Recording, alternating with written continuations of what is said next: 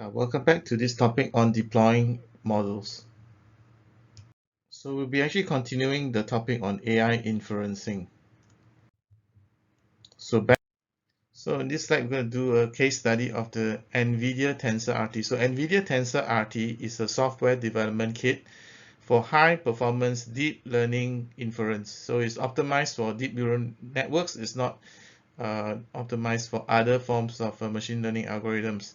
It includes a deep learning inference optimizer and a runtime that delivers low latency and high throughput for inference applications. So the basic neural network that we have trained earlier is passed through a TensorRT optimizer. So why do we need to do this is because the original neural net may have some redundant connections because they may not all the weights may be of significant value. Some may be close to zero, and therefore those weights can be optimized away by passing it through this. So basically, what the TensorFlow RT optimizer does is that it reduces the redundancy and it compresses the information that was in the original net. Remember, in the original net, the architecture was configured in a particular way to enable us to train it. But once it has been trained, we no longer need to worry about every single weight in the original trained neural network anymore. So we can optimize it. Some weights may not be very significant. We can optimize it away. And therefore, we get a more slim and lean version of this neural net, which can then be executed faster using the optimized inference engine.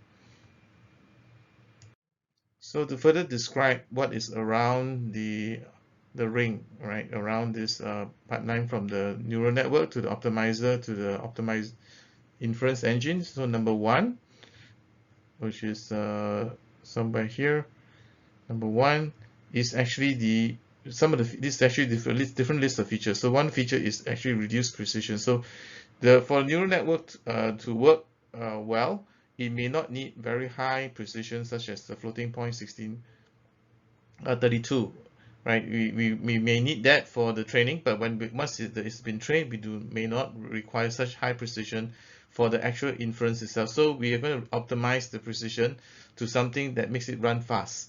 For example, floating point with 16 bits, or even convert it to an integer. Right, this can be done by quantizing the models, but preserving sufficient accuracy for it to generate the results that we want. Secondly, we can optimize the use of the GPU memory and bandwidth by fusing nodes in the kernel. So some of the nodes may be combined together. As I mentioned just now, once it's been trained, we are just interested in squeezing out or compressing the information so that it can run faster rather than maintain the same architecture for training. We need to tune maybe some additional parameters. So we can do kernel auto-tuning, select the best data layers and algorithms based on the target GPU platform. Because you may need to optimize it according to how many CUDA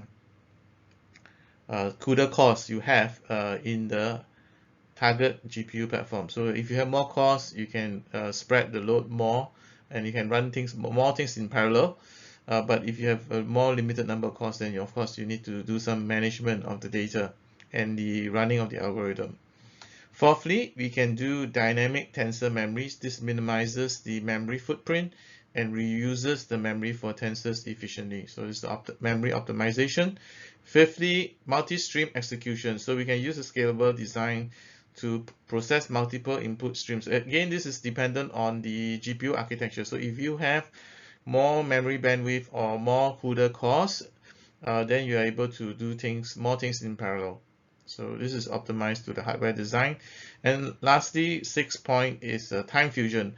This optimizes recurrent neural networks over time steps by dynamically generated kernels. So this is actually optimization for one specific type of neural network, which is the recurrent neural network. Those neural networks that have some amount of memory in them. So information is fed back to the neural network over and over again. This kind of neural network is good for time series information or sequence information. Think about stock prediction. The prices of the stock depend on the prices maybe over the last few days and the sequence of change in those prices. So where you have sequential information like this, the information, the output depends on the previous few inputs. This kind of neural network, the recurrent neural networks, is optimized for that, and this optimizer normally it runs quite slowly as compared with convolutional neural networks. So this is a necessary step to just make it work better if you have a suitable GPU for it. So just to continue our case study, you can actually read the developer guide using this URL, and TensorFlow, PyTorch, as well as MXNet can be used together with TensorRT. So NVIDIA TensorRT is not meant to actually replace those training platforms like TensorFlow, PyTorch, and MXNet. Is supposed to complement it. So NVIDIA TensorRT is a software development kit that facilitates high-performance machine learning inference. This is inference and not training. And not just any general machine learning algorithm, but more specifically deep learning type algorithms. It is designed to work in a complementary fashion together with training frameworks such as TensorFlow and TensorFlow Keras today, PyTorch, and MXNet. These are three very popular deep learning frameworks that you would probably want to learn about, especially TensorFlow, which is the de facto kind of standard from Google, and also a fast and up and coming and very popular framework from Facebook called PyTorch, which is also an open source but supported by Facebook, and of course MXNet, which is the Apache project. It focuses what it is the TensorFlow RT focuses specifically on running already trained networks quickly. So you train the network using TensorFlow, PyTorch, and MXNet. And what TensorFlow RT helps you to do is to run the trained neural network in a faster manner using NVIDIA hardware. So TensorFlow RT is not intended for you to work over other hardware. So it's very specific. It optimizes your trained model to run really fast on NVIDIA GPU hardware. Now, TensorRT's primary means of importing a trained model from a network, from a framework like either TensorFlow, PyTorch, or MXNet is via the ONNX, Open Neural Network Exchange format. So this is actually open format, and all the different platforms actually have some translation code that actually allows you to export the neural network model, not in the native format for that particular framework. For example, TensorFlow has this TensorFlow safe model format, but you can convert that safe model format into ONNX. So ONNX is the interchange format that we will use with TensorRT. Now, TensorRT ships with an ONNX parser. That means you can read in the ONNX files, and this actually assists it in importing the models. So once you have converted your TensorFlow, PyTorch, or MXNet into the ONNX file format, then TensorRT is able to read it in. Now, PyTorch actually natively supports ONNX export, so you don't actually require a third-party library. And for TensorFlow, it is recommended to use a method like this particular library called the TensorFlow to ONNX. So you can look it up. You can find this. The first good step after exporting the model to ONNX is actually to check it, to run a software called polygraphy, to just make sure that the translation from the native format to ONNX didn't introduce any errors. This can often solve many conversion issues in the ONNX parser and really simplifies the workflow. So this is to help you debug, right, in case there's some errors in the conversion from the native format to the ONNX format. And if there's an error and you don't detect it early, and then you read it into the TensorRT, and then TensorRT itself generates an error, then you'll be wondering what's the cause of the error. Was it error in the TensorRT itself? Was it an error in the original neural network? Right. So this is becomes very difficult for you to debug. So it's a good thing to run this tool to just solve these conversion problems first. For details, please refer to the example here in the link. And in some cases, it may be necessary to modify the ONX model by hand, right? So you do some fine tuning. For example, replace some subgraph with plugins or re-implement some unsupported operations in terms of other operations. So the conversion generally works to ONX without any problems, but in some special cases, you do need to do some hand coding to make sure that it works properly, because this ONX format is not the native format for TensorFlow and MXNet, even though PyTorch supports it natively. The other two do not. So there may be some features in TensorFlow graph, the neural net that it generates, as well as MXNet, that is not actually very well supported in the ONNX format. So things like some special operations or some special graph structure. So when you need to do this, of course, you can make use of this tool called the ONNX Graph Surgeon to help you do this. This is really something that is very much more involved. Just to tell you that in some special cases, you do need to do this, but this course doesn't cover the details of doing this, right? So this is actually just to give you a warning that you may have to resort to doing this. More importantly is that you need to at least do some sanity check to make sure that you don't run into these problems before, instead of just assuming that everything, the conversion is 100% all the time. But if you do need to make that correction, you probably need to dig into the details of how to use these tools to make those hand custom conversions yourself. So these are the general steps that you need to do in order to actually make use of the TensorFlow RT. So first of all, you need to convert your pre-trained model. So first of all, you must have the pre-trained model, right? So you must have a pre-trained model either from TensorFlow, PyTorch, or MXNet. Convert that pre-trained model into the ONNX format, the Open Neural Network Exchange format. Then once you have the file in the ONNX format, you can then pass it to TensorRT and import that model. Remember, there's a parser that basically helps you to read in the model in the ONNX file format. Then after that, if it's reads in correctly without any errors, you can then apply some optimization. Remember, there's an optimizer to help you generate a more slim and lean version of the neural network that can run faster using the TensorRT inference engine. And lastly, once everything is done, you can just run it on the suitable GPU. An optimized TensorRT engine is built using the input model, the target GPU platform, and other configuration parameters. And the last step merely provides you the input data into the TensorFlow engine in order to perform the inference. So once you're running the model, the optimized model within the GPU, the last step really is to feed it with the input data, and then the TensorFlow engine with the optimized model will then perform the inference or the prediction using that input data and the model's data.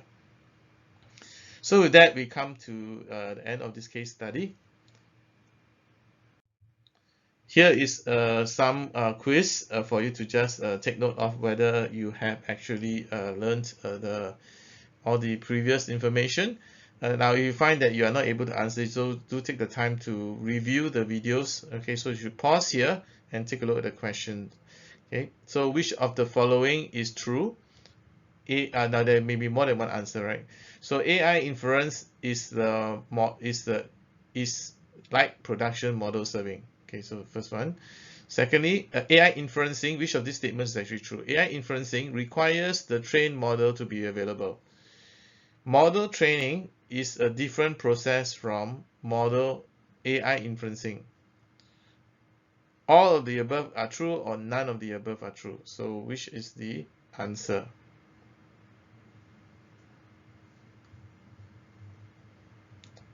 So pause here and just think of which is the answer, A, B, C, D, or E. So here is another quiz question. Again, please pause the video at the end after the question to try to think of the answer. So NVIDIA TensorRT is a system that is optimized for what purpose? So TensorRT is that case study that we just mentioned just now. So is it optimized for model training? A. B. Model quantization. C. Model inferencing. D. All of the above. Or E. None of the above. So you can pause here and think of the answer. So in this section, we're going to talk a little bit more about the trained AI models. How do we actually save them so that into the file and then later retrieve it for use?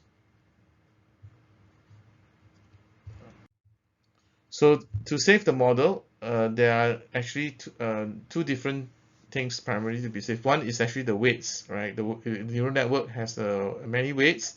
These weights are actually the parameters of the model that are information that's learned from the training data and saved in those in the weights.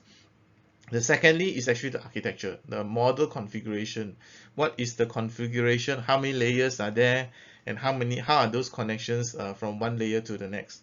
So one is the weights, which is just numeric values. It doesn't have the configuration, just the pure weights alone. And secondly is the actual architecture or the configuration of the model. Now, different frameworks such as PyTorch, TensorFlow, and MXNet, they have their own API for saving this information. This leads to a model portability issue. For example, if we save the model using TensorFlow, we cannot actually read it in easily using PyTorch, and vice versa. So let's take a look at an API for TensorFlow and Keras. So you can actually look at the documentation with this link here. So a safe model actually, or TensorFlow safe model actually contains the complete TensorFlow program, including the train parameters. So the parameters, the weights are there. And also the computation, okay, how it is actually being calculated. But it does not require the original model building code in order to run. So in other words, the safe model contains the code that's necessary to run the model after that. So you don't need the original model building code, the TensorFlow library, to actually run the safe model. This makes it very useful for sharing and deployment. So the AI inference engine just needs to be able to run Python code, right? And it's able to actually run that safe model code directly. And you can in fact deploy it, the safe model with the parameters and all the sufficient information to run the code, to run the model in either TensorFlow Lite, TensorFlow JS, TensorFlow Serving, or even TensorFlow Hub. So this makes it really, really a powerful, portable form of the model. You can save and also load the model using the safe model format that's very portable using the following API. So there are actually a number of different APIs. So there's more than one way to do this in TensorFlow, and basically it's divided into two types, right? One is the low-level APIs, okay, which are more complicated to use, but they give you more control. So for example, you can use the TensorFlow or tf.saved model. Which, for example, if you want to save the file, you call tf.savemodel.save, and then you pass it the model and the path. And if you want to load it back again, then you call the tf.savemodel.load with the path to directory. So you can see that it doesn't ask you for the file name because the save model actually consists of more than one file. So what it wants is the directory or folder where you want to actually put that data into. The more high-level API call would be the TensorFlow Keras or Keras API, which used to be not part of TensorFlow, but with TensorFlow 2.0, the Keras API is now actually part of the TensorFlow library itself. And this basically represents the high-level API. So it's easier to use because it automates a lot of things for you. But you do have slightly less control as compared with the low-level API. And if you don't want to save all this portable information, you just want to save the weights so that it doesn't occupy so much file space. You can also call this API, and you can refer to the checkpoints guide to actually just save the weights alone without saving the configuration information. So the Keras model actually consists of several components. Okay, the architecture or configuration, the weights, the optimizer that's actually used to compile the model, as well as the source of weights and metrics. So the Keras actually consists of these multiple components. So the Keras API makes it possible to save all these pieces into disk at once. So saving everything into a single archive in the TensorFlow save model format. Or you can alternatively use the older format, which is the Keras H5 format. This is a standard practice, and saving the architecture configuration only, which is just a JSON file. Or you can also save the weights only, which is generally used when you're training the model and you want to just use your same code to reload in the weights. So you don't need to have the entire code for the neural network, you just need to have the weights of the neural network. This is useful if you want to save the weights so that you can load them back in later and continue training. If your training takes a very long time, this is really helpful because you don't want to start training the neural network from scratch again. So let's say you take a few days to train this neural network. At the end of the certain period of time, you want to save the weights so that you can switch off the machine and then come back again, load in the weights, and then continue training from there. So that's the purpose for saving and restoring the weights. It's mainly to persist the model weights so that we can continue the training at a later stage. That's why it says here it's generally for training the model.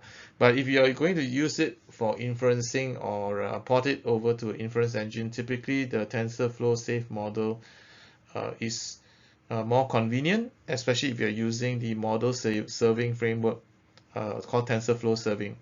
So NVIDIA TensorRT is an NVIDIA specific version of the serving framework. And TensorFlow itself also has something like this as well. Okay, so we'll talk more about that at the later stage.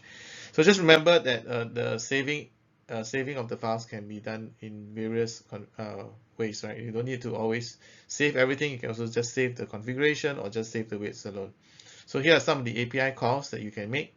You can notice that they are all in the tf.keras namespace. And there are two formats that you can use to save. You can use the TensorFlow save model format, which consists of several files, or you can save it into an archive file or in the H5 format. The recommended format is to use the save model because it contains more information. It's easier to port across to other TensorFlow libraries. But if you want to keep the old format because it's more compact, you can switch it by just simply adding a save format to the call for save.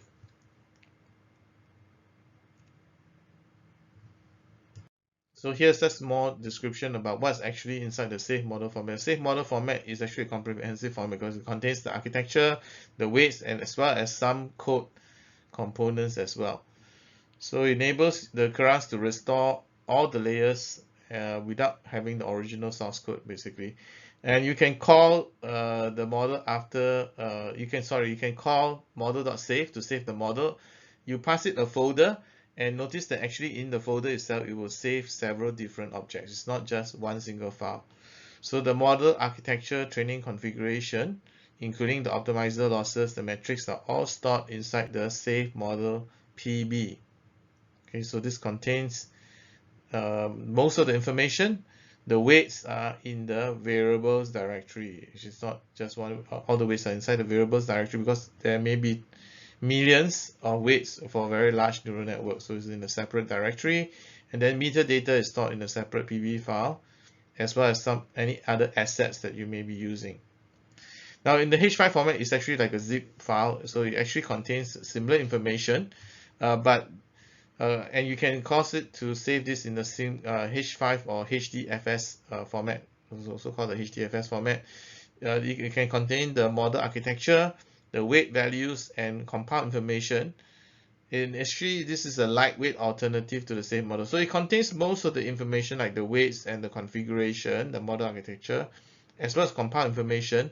But additional code like external losses, metrics, are not safe. So unlike the safe model, some information are missing, which means that if you really want to fully restore the original model from the H5 file and you are using some special features, you need to have the original source code. Otherwise, you won't be able to restore everything from the H5 file itself. But if it's just a normal model without any special features, then yes, the H5 would actually have sufficient information for you to restore the model and then run it from the file.